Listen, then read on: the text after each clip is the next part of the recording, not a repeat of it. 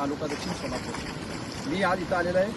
आपला हा ब्रिज आहे संजयवाड आणि औरादमधला ब्रिज आणि हा जो ब्रिज आहे 3 दिवस झाला हा पाणी जास्त वाढल्यामुळे हा ब्रिज बंद झालेला आहे आणि ह्या ब्रिजवरून येणाऱ्या लोकांची संख्या कमीत कमी एक 30 ते 35 गावामुळे येण्याची लोकांची संख्या भरपूर आहे।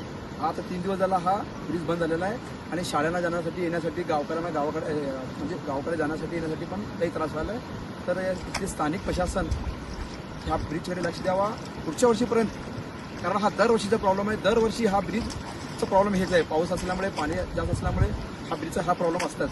तर पुढच्या वेळेची प्रशासन स्थानिक प्रशासन यांनी ब्रिजकडे लक्ष द्यावा, ह्याची उंची वाढावी ही आम्हाला आमच्या या गावकऱ्याकडून तालुका दक्षिणकडून आमची एक नम्रपणे विनंती आहे। मी राहणार संजवाड, तालुका दक्षिण सोलापूर, जिल्हा सोलापूर। त्या रस्ता असं झालं की पावसामुळं रस्ता बंद आहे। 3 दिवस झालं येणे जाणे, शाळांची मुलं जायचं यायचं रस्ता बंद झाल्यामुळं स्थानिक अडचण यावं लागले। स्थानिक प्रशासन असं करावं की पूल वाढून द्यावे, हे पुलाची उंची वाढून द्यावे, एवढं सरकारला विनंती आहे।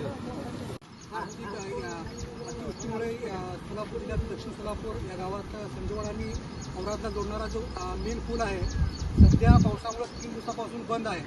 तर गावाच्या जे नागरिक आहेत, जे रहदारी महाराष्ट्रापासून कर्नाटकमध्ये जोडणारा मेन रस्ता असून आपण स्थानिक प्रशासनाने याच्यावर लक्ष देण्याची गरज आहे।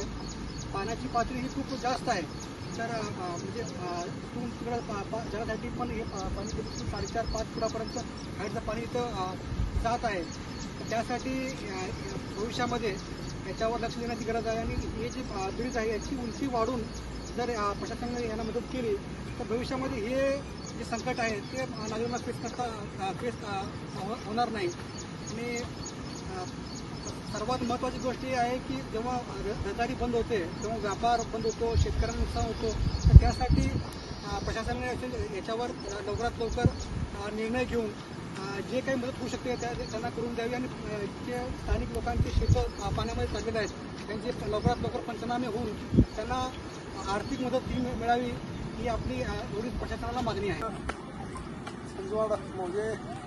संजवाड तालुका दक्षिण सोलापूर येथे पावसाच्या अतिवृष्टी भरपूर झाल्यामुळं गावातील